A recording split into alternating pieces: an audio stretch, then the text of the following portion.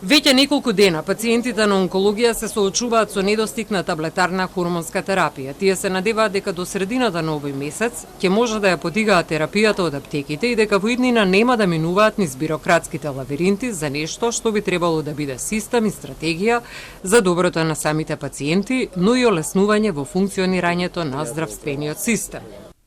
Така, станува збор за таблетарната терапија која што ја примаат пациентите со канцер, со хормонски канцер на градата, односно тресанот, анастразолот, CDK4 ингибиторите, кој што проблемот се лоцира во тоа што ни беше ветено, односно во процедура е овие лекови да може да се подигаат од аптеки низ Македонија.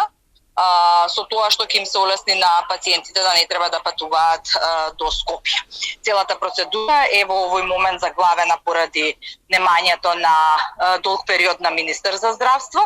Меѓутоа тоа нас како пациенти или сите овие административни блокади не ни помагаат во решавање на проблемот кој што го имаме. За онколошките пациенти е несватливо на вака високи температури повторно да ја чекаат својата терапија. Велат дека голем дел од нив се приморани со часови да патуваат до Скопје за да се снабдат со истата.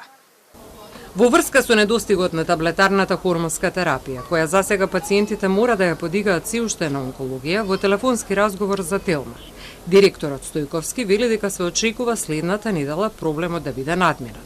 Но важно е да се нагласи дека станува збор за лекови кои се терапевски, заменливи со значајна улога во третманот и долгорочната превенција на прогресија на болеста.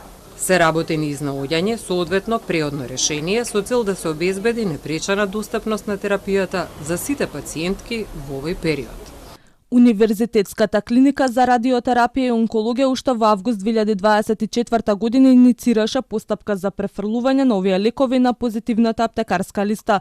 Целта на оваа промена е да се намалат гужвите и чекањето на самата клиника, како и да се овозможи полесна и поефикасна достапност до терапијата преку аптеките низ државата. Лековите ќе се издаваат врз основа на специјалистички извештај издаден од онколози, а во моментов е во тек финализацијата на административните постапки во Министерството за здравство и Фондот за здравствено осигурување. Во меѓувреме, пациентите се информирани дека овие лекови се на позитивната листа на ФЗО и дека може да ги рефундираат средствата доколку ги набават приватно. Според првиот човек на Фондот за здравство, Клековски, важно е да се нагласи дека се завршуваат неопходните административни чекори за олеснет пристап кон овие лекови во интерес на пациентите, во исто време и растеретување на самата клиника.